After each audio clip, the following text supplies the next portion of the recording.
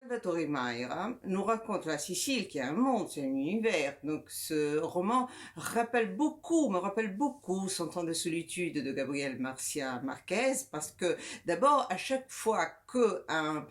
personnage sort, on le suit. Ce sont des petites histoires secondaires qui sont tellement bien agencées qu'à la fin, toute cette entreprise immense, toute la Sicile, c'est un monde très coloré et c'est tellement tendre toute cette histoire, même si c'est une histoire très importante et surtout qu'il y a des histoires de femmes, des histoires des policiers aussi à l'intérieur. Tout est très bien agencé parce que Salvatore Mayra, d'ailleurs, grand écrivain, mais surtout, il est aussi un auteur de culte du cinéma italien, donc il sait très bien aller vite, il sait très bien nous bloquer à lire cette histoire qui file comme une flèche. Le livre de Salvatore Mayra que j'ai eu le plaisir de traduire avec ma collègue et amie Jacqueline Malherbe-Galli est un livre foisonnant. Évidemment, ça n'est pas simplement la quantité du texte dont je parle, mais le fourmillement d'idées, et ça a été souligné souvent, les histoires qui s'enchâssent les unes dans les autres, un peu à la manière des Mille et une nuits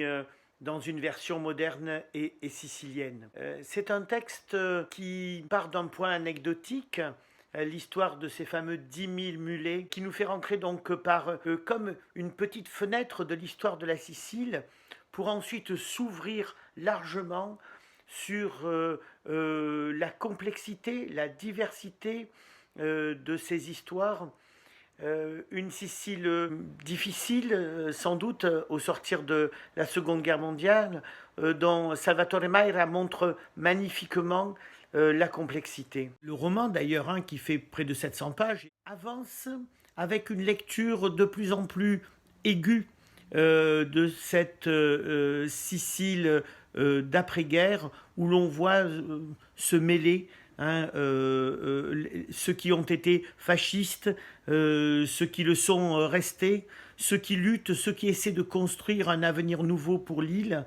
notamment évidemment le héros Peppino, qui est plein d'allant, plein de volonté, plein de force de vie, lié également à sa jeunesse. Salvatore Mayra nous dépeint, je dirais, un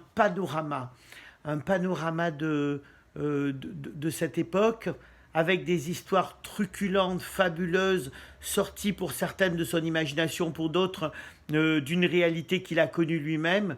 Et cela, je dirais, emporte le lecteur comme il emporte le traducteur.